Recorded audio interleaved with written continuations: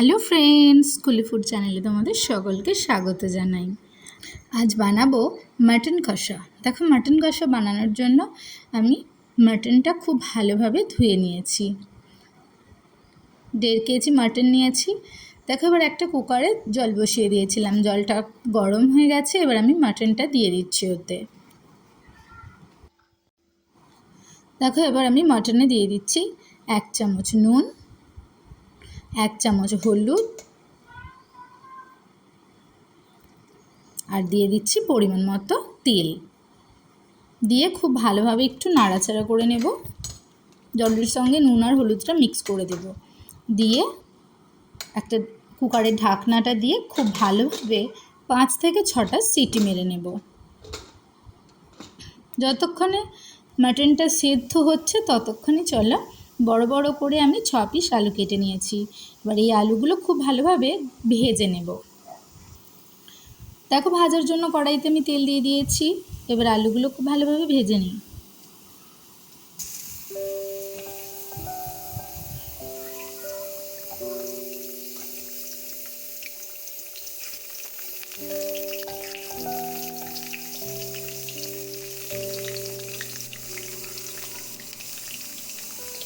দেখো, আলুগুলো ভাজা হয়ে গেছে, তুলে নিচ্ছি।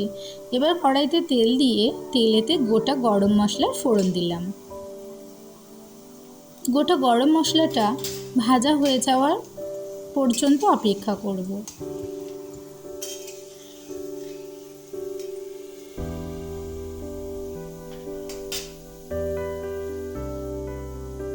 দেখো, গরম মশলার একটা স্মেল বেরিয়ে গেছে, তার মানে ভাজা হয়ে গেছে। এবার পেঁয়াজগুলো দিয়ে দিচ্ছি। পেঁয়াজে দিয়ে দিয়েছি 1 চামচ নুন, দিয়ে খুব ভালোভাবে পেঁয়াজটা ভেজে নেব।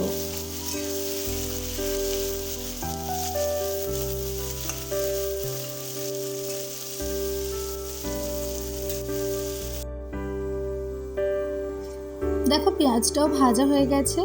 এবার পেঁয়াজে দিয়ে দিচ্ছি আদা রসুনের পেস্ট।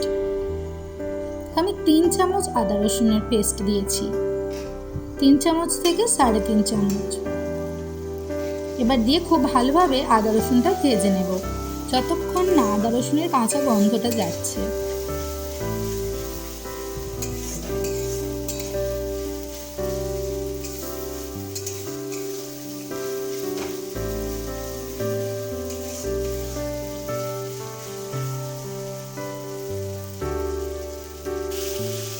দেখো, আদা রসুনটা গন্ধটা চলে গেছে। এবার দিয়ে দিলাম টমেটো পেস্ট। টমেটো পেস্টটাও দিয়ে খুব ভালোভাবে ভেজে নেব, মানে কাঁচা টমেটোর একটা গন্ধ থাকে, সেটা চলে যাবে। দেখো, ততক্ষণ এবার কুকারে দেখো আমার সিটিটা পড়ে গিয়েছিল, মাটনটা সেদ্ধ হয়ে গেছে প্রায়। দেখে বুঝতেই পারছো মোটামুটি সেদ্ধ হয়ে গেছে। এবার আমি কুকার থেকে জল আলাদা আর মাটনটা আলাদা করে নিলাম। নিয়ে এবার মাটনটা আদা রসুন পেঁয়াজের সঙ্গে খুব ভালোভাবে কষিয়ে নেব। দেখো, কষানোর আগে আমি দিয়ে দিলাম আদা রসুন পেঁয়াজ ভাজা। কষানো মশলাটাতে আমি দিয়ে দিচ্ছি টক দই। আমি 100 গ্রাম টক দই নিয়েছি। দেখো, মশলাটার গা থেকে তেল ছাড়তে শুরু করে দিয়েছে। দেখে বুঝতেই পারছো মশলাটা একদম কষানো হয়ে গেছে। এবার আমি এই মশলাতে সেদ্ধ করে রাখা মাটনটা দিয়ে দেব। দেখো, মশলাটা কষানো হয়ে গেছে। এবার আমি দিয়ে দিচ্ছি পরিমাণ মতো হলুদ, লঙ্কার গুঁড়ো, দিয়ে খুব ভালোভাবে নাড়াচাড়া করে নিলাম। এবার দিয়ে দিচ্ছি মাটনটা। দেখো, মাটনটা দিয়ে দিয়েছি। দিয়ে এবার মাটনটা মোটামুটি সেদ্ধ হয়ে গেছে।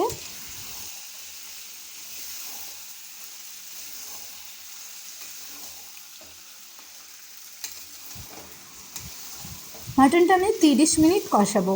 30 মিনিট কষালে মাটনটা একদম রেডি হয়ে যাবে।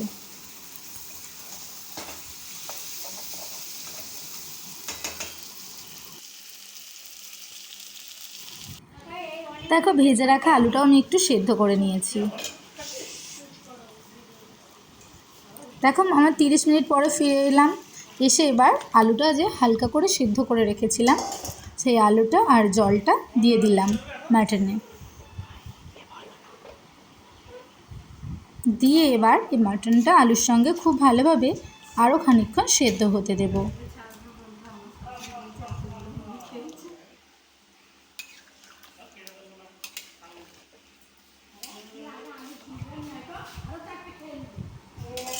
দেখো মাটনটা রেডি, মাটনটা তুলে নিয়েছি, দেখতেই পাচ্ছ। এবার আমি সার্ভ করব। ততক্ষণ তোমরা আমার চ্যানেলটা লাইক, ফলো, শেয়ার করে দাও। অবশ্যই কমেন্টে জানাবে মাটনটা কেমন হয়েছে। দেখা হচ্ছে পরের ভিডিওয়ে। ধন্যবাদ।